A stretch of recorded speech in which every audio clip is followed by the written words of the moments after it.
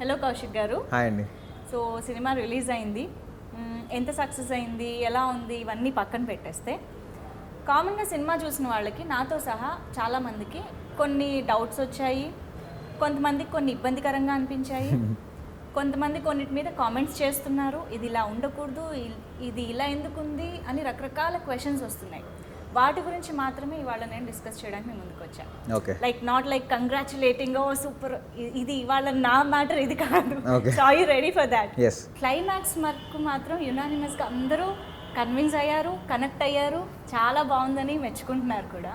But the way you have connected these two lives, I mean Lavanya గారిది, ఆమని గారిది, and of course Karthikeya, this connection కానీ ఆ emotional touch కానీ చాలా చాలా బాగా అనిపించింది. సో మీరు కన్సీవ్ చేసిన విధానం ఒకసారి చెప్తారా ఆ క్లైమాక్స్ని? సో ఫస్ట్ నుంచి కూడా మేము క్లైమాక్స్ మీద చాలా కాన్ఫిడెంట్గా ఉన్నాము, ఎందుకంటే that's where the film sums up. అసలు ఎటు తీసుకెళ్దాం అనుకుంటున్నాడు ఈ కథని అనేది మీకు క్లారిటీగా అర్థమయ్యేది క్లైమాక్స్లో. మిగతాదంతా you will enjoy it, you will entertain, you will get emotional, ఇవన్నీ ఉంటాయి. కానీ క్లైమాక్స్ పాయింట్ ఏంటంటే ఓవరాల్గా what is that you want to tell out of this film అనేది క్లైమాక్స్. సో ఆ క్లైమాక్స్లో మురళీ శర్మ గారు కూడా he played a very crucial role. So ఆయన నాకు లిటరల్లీ మురళీ శర్మ గారు సొసైటీ, నాకు సొసైటీని మురళీ శర్మ గారు త్రూ రిప్రజెంట్ చేద్దాం అనుకున్నాను. సో మనకి ఇప్పుడు మీరు అడిగిన ఏవైతే డౌట్స్ ఉన్నాయో, అంటే మీరు జనాల నుంచి వచ్చిన డౌట్స్ ఏవైతే ఉన్నాయో ప్రతి డౌట్ మురళీ శర్మ గారు అడిగేస్తారు. అరే అసలు నువ్వు చావింటికి వచ్చి అక్కడ ప్రేమించడం ఏంటి, మీ అమ్మకి ఇంకో పెళ్లి చేయడం ఏంటి, అది కూడా మీ నాన్న బతుకున్నాక ప్రతి పాయింట్ ఆయన అడుగుతారు. ఆయన అడిగిన పాయింట్స్ అన్నిటికీ ఇతను ఏం చెప్తాడు అనేదే క్లైమాక్స్. సో అది ఎందుకు అందరికీ నచ్చుతుంది అంటే వాళ్ళకున్న ప్రతి డౌట్ అక్కడ క్లారిఫికేషన్ వస్తుంది కాబట్టి ఆ వచ్చే క్లారిఫికేషన్లో వాళ్ళ డెప్త్ ఇంకెంత బాగా అర్థమవుతుంది అనే దాన్ని బట్టి క్లైమాక్స్ అంత నచ్చుతుంది జనాలకి. సో మెయిన్ ఏంటంటే ఇప్పుడు నేను ఇందాక కూడా don't judge a book by its cover అని చెప్పినట్టు వాళ్ళ క్యారెక్టరైజేషన్స్, అసలు ఎందుకు ఇలా ఉన్నారు వీళ్ళు, ఎందుకు ఇలా బిహేవ్ చేస్తున్నాడు ఇతను, అండ్ ఆమని గారి ట్రాక్ సపరేట్గా సినిమాలో ఒక ట్రాక్ రన్ అవుతుంటుంది, లావణ్యది కార్తిక్ది ఇంకో ట్రాక్ రన్ అవుతుంటుంది. ఈ రెండింటికి మధ్య కనెక్షన్ ఏంటి, ఒక పాయింట్లో హింట్ ఉంటుంది ఆడియన్స్కి ఏంటి కనెక్షన్ అనేది, బట్ ఆ రెండింటికి మధ్య proper connection establishment climax. So ఈ రెండు వచ్చి ఒకే దగ్గర ల్యాండ్ అవుతాయి. అంటే నీకు అది తప్పు కానప్పుడు ఇది తప్పు కాదు అనే పాయింట్ అది మీరు మూవీ చూసినప్పుడు ఇంకా it will be even more clear. I don't want to reveal much about it, but climax portions లో ఉండే జస్టిఫికేషన్ అందరి క్వశ్చన్స్కి ఆన్సర్. బట్ ఆ డైలాగ్స్ కూడా అసలు భలే కనెక్ట్ అయ్యారు. డైలాగ్స్ రాసిన విధానం కూడా చాలా చాలా బాగా అనిపించింది. అదే అంటే ఆ డైలాగ్స్ అన్నీ కూడా ఫ్రమ్ ది హార్ట్ వచ్చినవే. మీకు same I wanted to tell a story in honest way. So డైలాగ్స్లో ఉన్న ఆనెస్టీ వల్లే కనెక్ట్ అయ్యారు, అండ్ ఆ క్యారెక్టర్స్ని నిజంగా అంతలా అర్థం చేసుకున్నారు కాబట్టి కనెక్ట్ అయ్యారు క్లైమాక్స్లో. మాకు పెద్ద సర్ప్రైజ్ ఏంటంటే మల్టీప్లెక్స్లలో ఆ డైలాగ్స్కి విజిల్స్ క్లాప్స్ పడతాయని మేము ఎక్స్పెక్ట్ చేసాం, కానీ సంధ్యా థియేటర్లో, ఒక ఆర్టీసీ క్రాస్ రోడ్స్లో సంధ్యా థియేటర్లో జనరల్లీ మాస్ సీన్లకు కానీ కామెడీ సీన్లకు కానీ ఎక్కువ ఎంజాయ్ చేసే థియేటర్లో క్లైమాక్స్లో హీరో డైలాగులు చెప్తుంటే నిన్న క్లాప్స్ విజిల్స్ చూసి మేము చాలా హ్యాపీ ఫీల్ అయ్యాం, ఎందుకంటే ఇక్కడ ఇది కనెక్ట్ అయిందంటే ఎక్కడైనా అయిపోతుంది. ఓకే, మీరు వింత, వియర్డ్ ఇలా ఏదో ఒక వర్డ్ వింటూనే ఉన్నారు అనుకుంటా ఈ కాన్సెప్ట్ మీరు తీసుకొచ్చినప్పటి నుంచి, ఈవెన్ బిఫోర్ ద రిలీజ్. అదేంటి అంటే ఒక చనిపోయిన ఇంటికి వచ్చి అమ్మాయి ఏడుస్తూ ఉంటే శ్మశానంలో హీరో అమ్మాయికి ప్రపోజ్ చేయడం. కరెక్ట్. ఫర్ మీ నేను అంటాను ఇప్పుడు హౌ వియర్డ్ ఈస్ దాట్ అని నేను అంటాను. What do you say about this? అంటే if you look at it from an outsider's perspective it may look weird. Okay. But వాడికి ఆ క్యారెక్టర్ రోజు పొద్దున్న లేస్తే ఒక శవాల బండి నడుపుకునే అతనికి వాడికి లవ్ ఇంకెక్కడ పుడుతుంది? అంటే అక్కడే పుట్టాలని రూల్ లేదు, కానీ అక్కడ పుట్టకూడదని కూడా రూల్ లేదు కదా. ఆల్సో అతను ఏంటంటే చాలా అప్ఫ్రంట్గా ఏది ఉంటే అది ఆనెస్ట్గా చెప్పే ఒక పర్సన్. సో లోపల దాచుకుని బయటికి ఇంకోలా బిహేవ్ చేసే పర్సన్ కానే కాదు అసలు, ఆ క్యారెక్టర్ అది కాదు. అండ్ ఆడు చెప్పింది కూడా ఐ లవ్ యూ చెప్పడు. మీరు సినిమాలో అబ్జర్వ్ చేస్తుంటే వాడు ఐ లవ్ యూ చెప్పడు. ఆడు ఏం చెప్తాడంటే నాకు మీరు బాగా నచ్చారు, మీరేం బాధపడకండి, నాకు మీరు బాగా నచ్చారు, మీరు ఒప్పుకుంటే పెళ్లి చేసుకుంటా అంటున్నాడు. వాడి ఇంటెన్షన్ అంత రైట్ కాబట్టే నాకు అది వియర్డ్ కాదు, అండ్ ఆ క్యారెక్టర్కి కూడా అది వియర్డ్ కాదు. అండ్ ఐ డోంట్ నో, అంటే మేబీ దీని మీద కొంతమంది కొన్ని కామెంట్స్ రేస్ చేశారు, కానీ థియేటర్లో దానికి ఆ సీన్కి ఎస్పెషల్లీ విజిల్స్ క్లాప్స్ పడి, సో కనెక్ట్ అవ్వకపోయింటే పడవు కదా. ఓకే, అంటే సమయం సందర్భం అంటారు కదా, ఇప్పుడు అది ఎంత అతనికి రొటీన్ అయినప్పటికీ, అతని డైలీ లైఫ్ స్టైలే అది అయినప్పటికీ కూడా జనరల్గా ఒక కామన్ సెన్స్ ఆర్ సమయం సందర్భం లాంటివి కన్సిడర్ చేస్తే we will look for a right time to say something.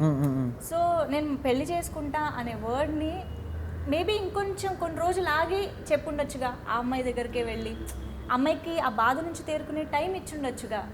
Exactly. అది ఎందుకు రాదంటారు? అంటే వాడు ఆ టైప్ ఆఫ్ థింకింగ్ ఉన్నోడు కాదు కాబట్టి. ఇప్పుడు మనకి చావు అనేది చాలా పెద్ద విషయం లాగా చూస్తాం మనం. అవును. ఎందుకంటే మనకి రెగ్యులర్గా చూసే విషయం కాదు అది. అట్ ద సేమ్ టైం ఎప్పుడో మనకి తెలిసిన వాళ్ళలోనో లేకపోతే మన కళ్ళ ముందు ఏదైనా జరిగితేనో మనం వామ్మో ఏదో జరిగిపోయింది అన్నట్టు రియాక్ట్ అవుతాం. వాడికి రోజు పొద్దున్న ఫోన్ చేసి ఎవరో చచ్చిపోయారంటే ఓహో చచ్చిపోయారా ఓకే వస్తున్నా అంటాడు. అలాంటి వాడు ఆ సిచ్యువేషన్ కూడా అంతే తీసుకుంటాడు. ఓకే. సో వాడి పర్స్పెక్టివ్లో అది సో క్యాజువల్ థింగ్ అది. వాడు డిస్రెస్పెక్ట్ చేయడు డెత్ని, but at the same time he doesn't look at it like okay this is the biggest thing in the life. ఆడికి డెత్ అనేది పుట్టుక ఎట్లాంటిదో చావు కూడా అలాంటిదే. సినిమాలో ఆ డైలాగ్ కూడా ఉంటుంది, పుట్టుక ఎలాంటిదో చావు కూడా అలాంటిదే అనేది. సో వాడికి చిన్నప్పటి నుంచి వాడి రూట్స్ కానీ అవన్నీ కూడా అలానే ఉన్నప్పుడు వాడికి అంత బ్రెయిన్, ఈ అమ్మాయి ఇప్పుడు బాధలో ఉంది కాబట్టి నేను ఈ అమ్మాయిని కోలుకునే టైం ఇచ్చి దాని తర్వాత అన్ని రోజులు వెంటపడి దాని తర్వాత ప్రపోజ్ చేద్దాము అని అంత క్యాలిక్యులేట్ చేసుకుని ఉండే పర్సన్ కాదు వాడు.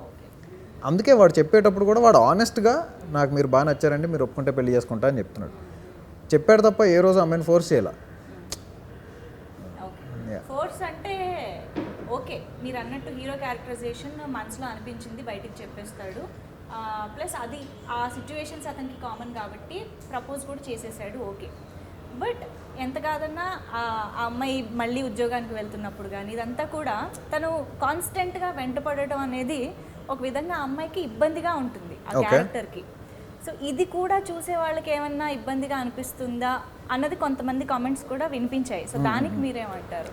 అంటే రెగ్యులర్గా హీరోయిన్ వెంట పడడం అనేది మనం లవ్ స్టోరీస్లో చూస్తూ ఉంటాం.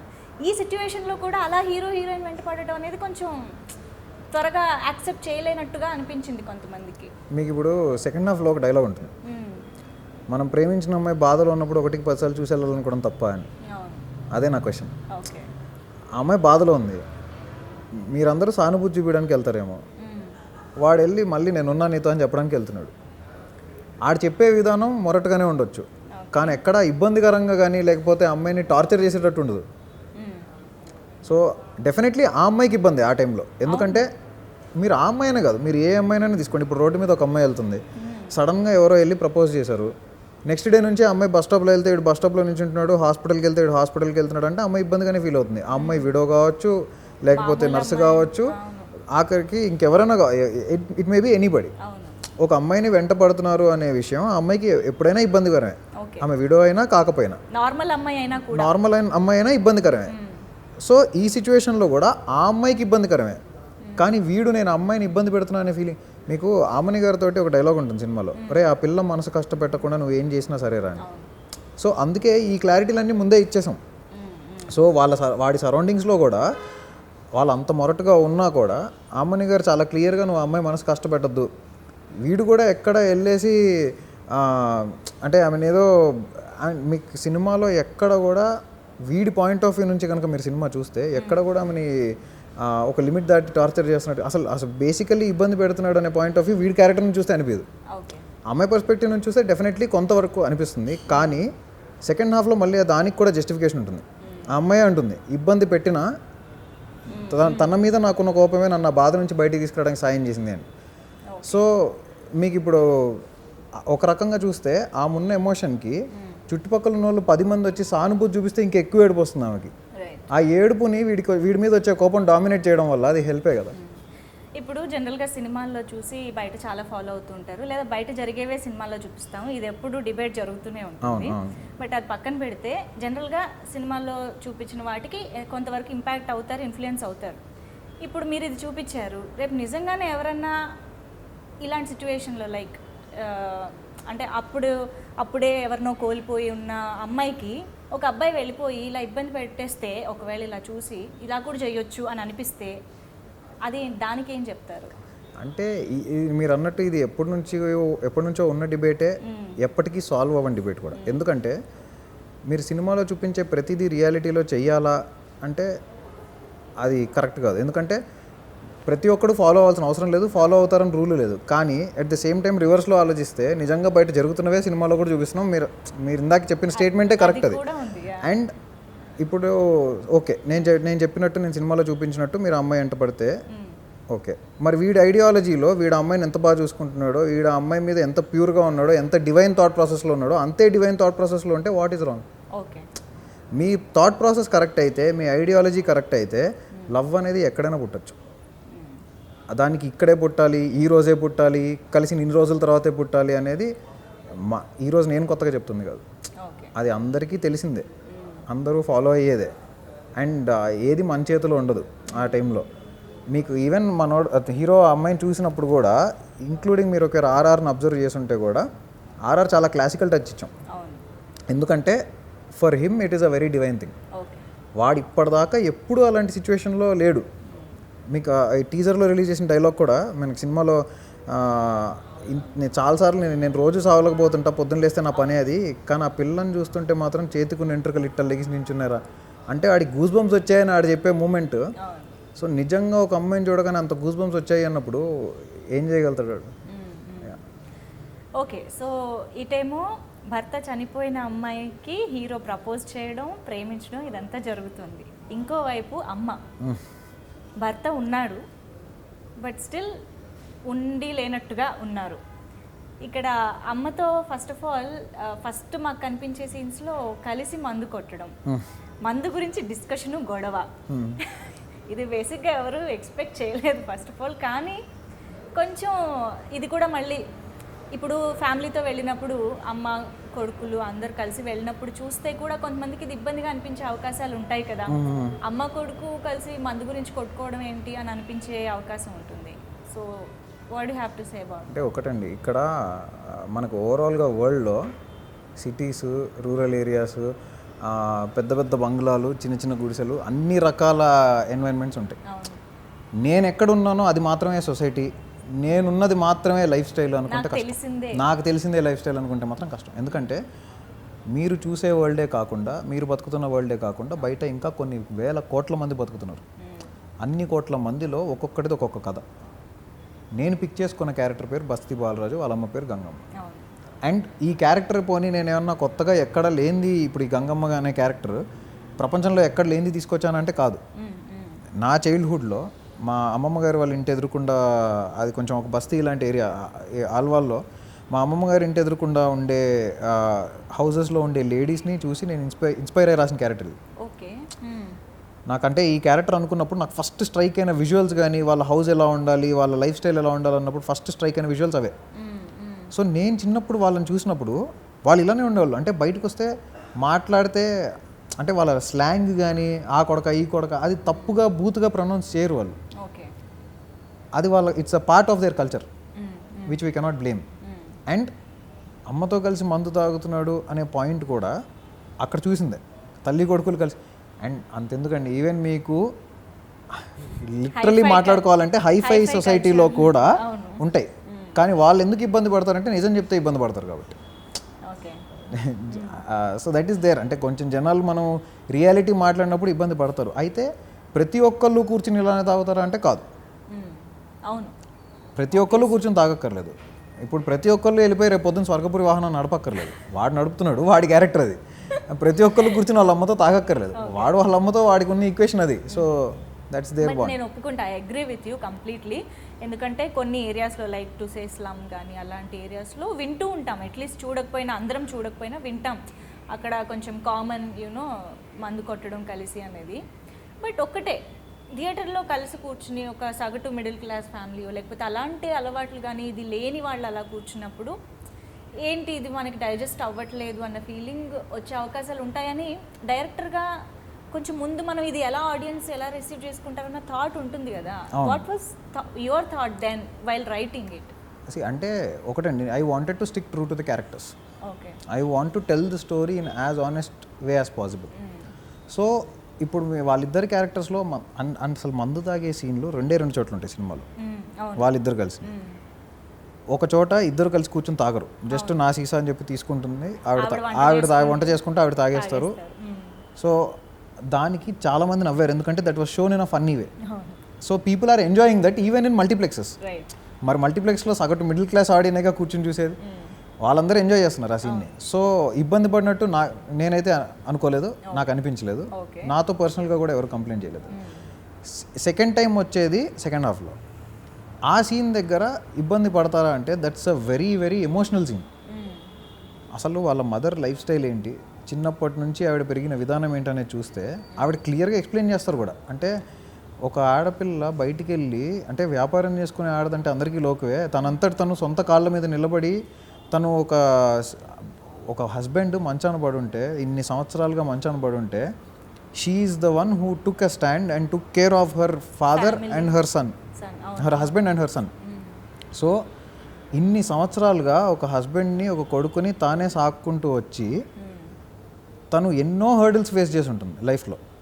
బయటికి వెళ్తే ఎంతోమంది ఎంతో మాట్లాడుంటారు.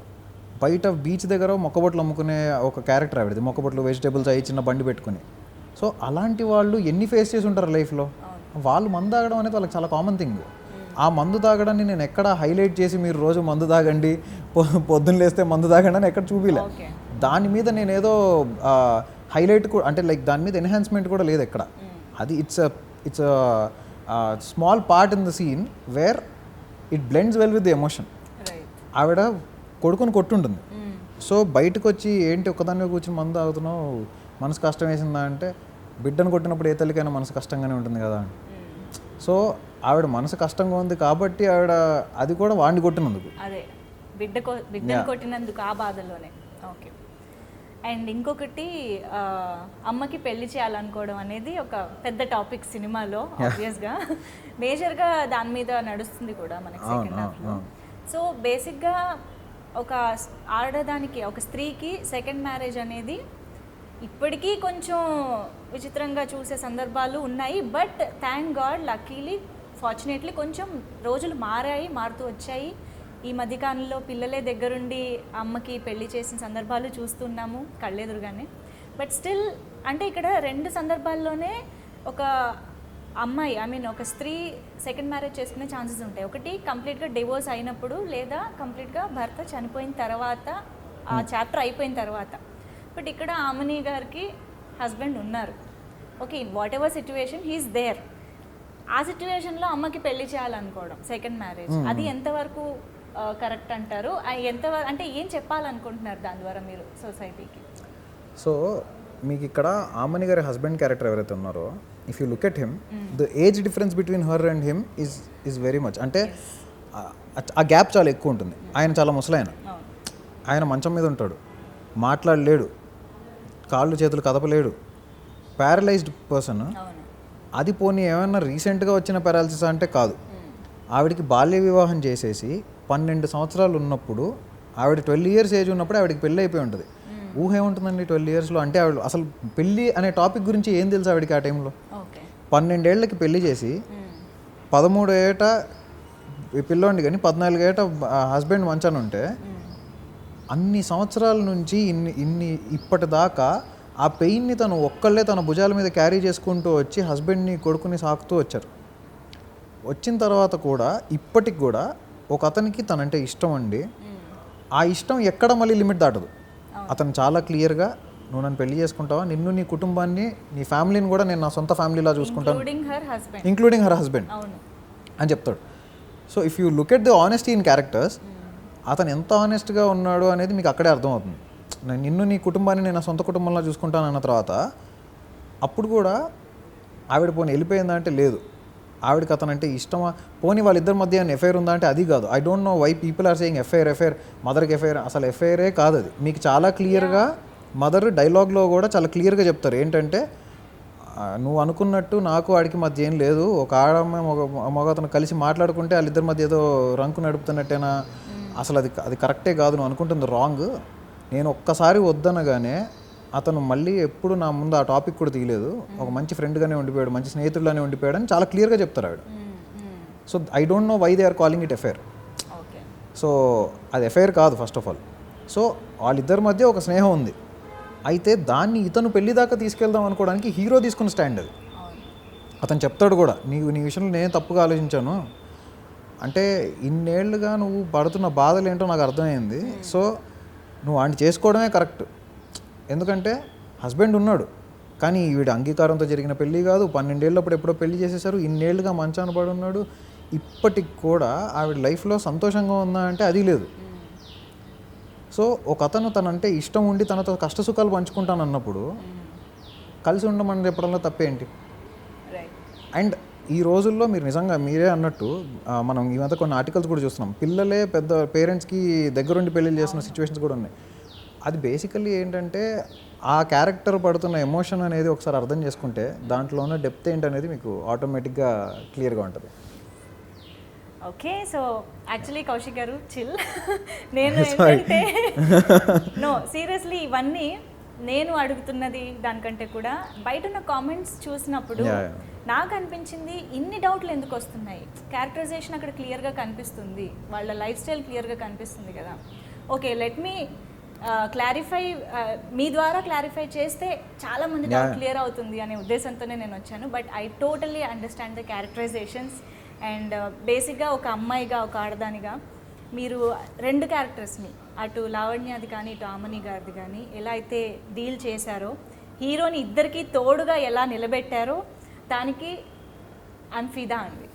Totally happy for that. ఎందుకంటే సొసైటీలో స్లమ్లో అనే కాదు, జనరల్గా కూడా అలాంటి లైఫ్స్ నుంచి, అలాంటి ఫేజెస్ నుంచి చాలామంది వెళ్తూ ఉంటారు. కానీ దానికి ఇలాంటి తోడు దొరకడం అనేది చాలా రేర్, చాలా కష్టంగా ఉంటుంది. సో హీరో క్యారెక్టరైజేషన్ అంత అద్భుతంగా తీర్చిదిద్దారు నిజంగా. And I think I should thank you for that. Thank you.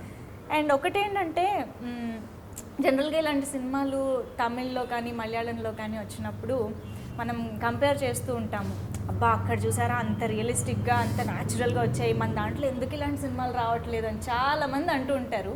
ఇవాళ ఇలాంటి సినిమా వచ్చింది, చాలా రియలిస్టిక్ అప్రోచ్ని స్క్రీన్ మీద చూపెడుతూ ఉంటే ఇలాంటి కామెంట్స్ ఎందుకు వస్తున్నాయి అంటారు? ఎక్కడ తప్పు జరుగుతుంది? దట్స్ ది ఐరనీ అండి. Unfortunately that's the irony. అంటే మనకిప్పుడు మలయాళం సినిమాలు, తమిళ సినిమాలు చూస్తున్నప్పుడు ఇలాంటి పాయింట్లు చాలా ఉంటాయి అక్కడ.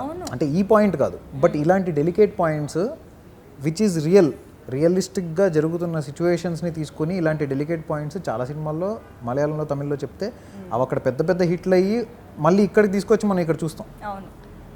అన్ఫార్చునేట్లీ మనం ఇక్కడ తీసినప్పుడు ఫస్ట్ టైం ఇక్కడ తీస్తే ఏమవుతుందంటే అదేంటో, అంటే వచ్చేటప్పుడు థియేటర్కి వచ్చేటప్పుడు ఒక మైండ్ సెట్తో రావడం వల్లనో ఏంటో తెలియదు. We can't blame the audience, because end of the day వాళ్ళ సినిమాని ఎంజాయ్ చేయడం ఇంపార్టెంట్, మన సినిమా చేసేది కూడా ఆడియన్స్ కోసమే.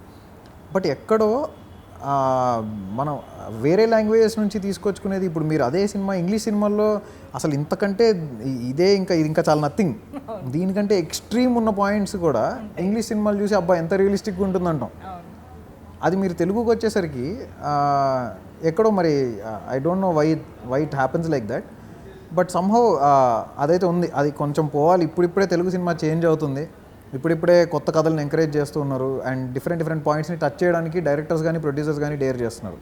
So one thing I'm very happy about is I didn't pick a regular point. I wanted to tell a strong hard hitting content and we told it. Even Aravind గారు కానీ వాసు గారు కానీ దాన్ని ఎంత నమ్మారంటే ఆ పాయింట్ని, ముగ్గురం కూడా మేము మేజర్గా సినిమా మీద బ్యాంక్ అయింది ఆ పాయింట్ మీద. మదర్ వెడ్డింగ్ కానీ, ఒక విడోడ్ లేడీ కానీ, మీరు ఓవరాల్గా సినిమా చూస్తే అసలు లేడీస్కి ఎంత ఇంపార్టెన్స్ ఉంటుంది అంటే, మనకి ఈ మధ్యకాలంలో ఈ సినిమాలలో జనరల్లీ ఆడవాళ్ళని తక్కువగా చేసి చూపించడమో లేకపోతే ఎక్కువ ఇంపార్టెన్స్ లేకపోవడమో కొన్ని సినిమాల్లో అవుతుంది. బట్ ఈ సినిమాలో ఉమెన్ ఎంపవర్మెంట్ కానీ, ఉమెన్ మీద ఎంత స్ట్రాంగ్గా ఉంటుందంటే సినిమాలో ప్రతి డైలాగ్ కూడా మీకు ఈ మధ్య ఈరోజు అసలు ప్రతి కామెంట్ డైలాగ్స్ మీద, ఇంత డైలాగ్స్ చాలా బాగున్నాయి, డైలాగ్స్ చాలా హార్డ్ హిట్టింగ్ ఉన్నాయి. So I think it's because of the honesty in the content. Yes, exactly.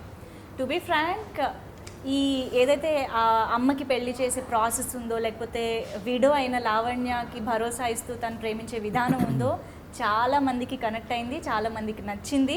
ఇప్పుడు నేను ఏదైతే డౌట్స్ రేస్ చేశానో ఇది చాలా తక్కువ శాతం మందికే వచ్చింది, ఇలాంటి ఒక ఒపీనియన్ కానీ ఒక భయం కానీ. బట్ నాకేంటంటే అది కూడా ఎందుకు ఉండాలి, ఆ తక్కువ శాతం మంది కూడా మీ మాటల ద్వారా కన్విన్స్ అవుతారు అనే ఒక హోప్తో నేను ఇవాళ మీ దగ్గరకు వచ్చాను. మేజర్ థింగ్ ఏంటంటే, ఒకటి మనకు కూడా కొంచెం మెచ్యూర్డ్గా థాట్ ప్రాసెస్ కూడా కొంచెం బ్రాడర్ పర్స్పెక్టివ్లో చూస్తే దాని డెప్త్ ఏంటనేది అర్థమవుతుంది. కాకపోతే ఏంటంటే ఇప్పుడు మనకి మేజర్గా ఇప్పుడు మీకు సోషల్ మీడియాలో ఉండే క్రౌడ్ అంతా కూడా యూత్. యా మన మదర్స్ లేకపోతే ఆ ఏజ్ గ్రూప్ వాళ్ళు సోషల్ మీడియాకి వచ్చి పోస్టులు చేసేది. యా సో వాళ్ళ నుంచి నాకు నిన్న సినిమాకి వెళ్తే ఈవినింగ్ షోకి వెళ్తే ఒక అతను వచ్చి నేను మార్నింగ్ సంధ్యాలో చూశాను, మా మదర్ని తీసుకొని మళ్ళీ వచ్చాము మా మమ్మీకి చూపిద్దాం సినిమా. సో లేడీస్ ఎంత బాగా కనెక్ట్ అవుతున్నారు అనేది నాకు వస్తున్న కాల్స్ కానీ మెసేజ్ కానీ చూస్తుంటే I'm very very happy. Because end of the day నేను చెప్పాలనుకున్న కంటెంట్ కూడా వాళ్ళ రిలేటెడే. Yes so main point of the film, the core of the film itself is about ladies. So వాళ్ళు ఎంత బాగా కనెక్ట్ అవుతారో సినిమా అంత బాగా రీచ్ అయినట్టు. So I'm very very happy that it's connecting to them. అయితే cinema చూసినప్పుడు కానీ ఇప్పుడు మీతో మాట్లాడుతున్నప్పుడు కానీ మీరేనా ఈ సినిమా తీసిందని అనిపిస్తుంది నాకు. ఇది నాకు చాలా సర్ప్రైజింగ్గా ఉంది. Because you look like you know common youngster, like partying friends ఇలాంటి ఒక సర్కిల్లో కనిపించే ఒక యంగ్స్టర్లా కనిపిస్తారు. అలాంటిది అంత యునో డీప్గా ఇంటెన్స్గా ఎలాగా ఆ ఎమోషన్స్ని డీల్ చేయగలిగారు, అసలు అలాంటి ఒక వ్యక్తుల లైఫ్ స్టైల్ ఎలా ఉంటుంది అన్నది మీరు ఎలా తెలుసుకోగలిగారు అన్నది నాకు చాలా వింతగా అనిపిస్తుంది. అది నాకు కూడా తెలియదు. డోంట్ నో, కార్లో వెళ్తాం బట్ కార్ విండో దించి అక్కడ ఏం జరుగుతుంది, ఆ లైఫ్ స్టైల్ ఎలా ఉంటుందని చూసే తీరిక ఓపిక ఎవరికీ లేదు. But how did you come to know? Exactly ఇప్పుడు మీరు ఏదైతే పాయింట్ చెప్పారో, మనం కారులో వెళ్తాం కానీ విండో డౌన్ చేసి అక్కడ ఏం జరుగుతుందో చూసే ఓపిక లేదని అక్కడ ఏం జరుగుతుందో చూపిద్దాం అనుకునే ఈ సినిమా తీసాం. ఓకే. సో అక్కడ ఇది జరుగుతోంది, ఇదే జరుగుతుందని కాదు. ఇంకోటి major thing, don't judge a book by its cover అన్నట్టు మనము ఇప్పుడు ఒక లేడీ ఒక అబ్బాయితో క్లోజ్గా ఉంది అనగానే ఆవిడ ఏజ్ గ్రూప్ని బట్టి లేకపోతే వాళ్ళిద్దరిని చూడగానే మనం ఏదో కమెంట్ పాస్ చేసేస్తాం. అవును. ఇప్పుడు మాకు సోషల్ మీడియాలో వస్తున్న కమెంట్స్ కూడా అవే అండి. అంటే ఆ కమెంట్ పాస్ చేయడం అనేది చాలా సింపుల్. కానీ once you understand what is behind it, వాళ్ళు ఎందుకు అలా ఉన్నారు అనేది మనకి ఎవ్వరికీ అవసరం లేదు. మనం ఫస్ట్ మన కమెంట్ వేసేయడం అంతే. అసలు ఎందుకు ఇది అనే క్వశ్చన్ వేసుకోవడానికి ఈ సినిమా. సో వాళ్ళందరి ఇప్పుడు ఏ ఒక్క లైఫ్ స్టైల్ అయినా ప్రతి ఒక్కళ్ళ లైఫ్ ప్రతి ఒక్కళ్ళ వరల్డ్ ఈజ్ డిఫరెంట్. సో వీళ్ళ పాయింట్ ఆఫ్ వ్యూ నుంచి once you get in to their shoes and you understand their emotions, you will understand what is the film. Exactly. Okay, so ఇప్పుడు నేను చెప్తున్నాను, కంగ్రాచులేషన్స్ కౌశిక్ గారు for the wonderful success. నిజంగా Telugu cinema ఇండస్ట్రీలో, in fact Telugu సినీ చరిత్రలో చాలా ఒక డిఫరెంట్ కాన్సెప్ట్తో, డిఫరెంట్ ఎమోషనల్ టచ్తో మీరు ఈ సినిమాని తీసుకొచ్చారు. చావు కబురు చల్లగానే డిఫరెంట్ టైటిల్తో, ఇది కూడా నిలిచిపోతుంది అలాగా. సో ఐ హోప్ ఇంకా ఈ సినిమా ఇంకా ఎక్కువ మందికి రీచ్ అవ్వాలి, చూడాలి, అండ్ ఇలాంటి ఎన్నో వండర్ఫుల్ డిఫరెంట్ కాన్సెప్ట్స్తో మీరు మళ్ళీ సినిమాలు తీసి మెప్పించాలి అని మనస్ఫూర్తిగా కోరుకుంటున్నాను. Thank you so much. Thank you. Okay, so viewers, ఇలాంటి డౌట్స్ ఉన్న చాలా మంది కోసమే నేను ఇవాళ డైరెక్టర్ గారితో ఇంటరాక్షన్ పెట్టడం జరిగింది. ఐ హోప్ ఒకవేళ మీకు ఎలాంటి డౌట్ ఉన్నా క్లారిఫై అయ్యింది అని మీరు కన్విన్స్ అయ్యారని అనుకుంటున్నాను. బికాజ్ నేను ఒకటే చెప్పాలనుకుంటున్నాను ఏంటంటే, ఫ్యామిలీ అందరితో కలిసి, అమ్మ అక్క చెల్లి ఇలా ఆడవాళ్ళందరితో కూడా కలిసి వెళ్ళి సినిమా చూడండి. డెఫినెట్గా అందరికీ నచ్చే సినిమా అని చూసిన వాళ్ళు కూడా చాలామంది చెప్తున్నారు. Okay, so please go watch చావు కబురు చల్లగా ఇన్ థియేటర్స్ అండ్ ఎంజాయ్.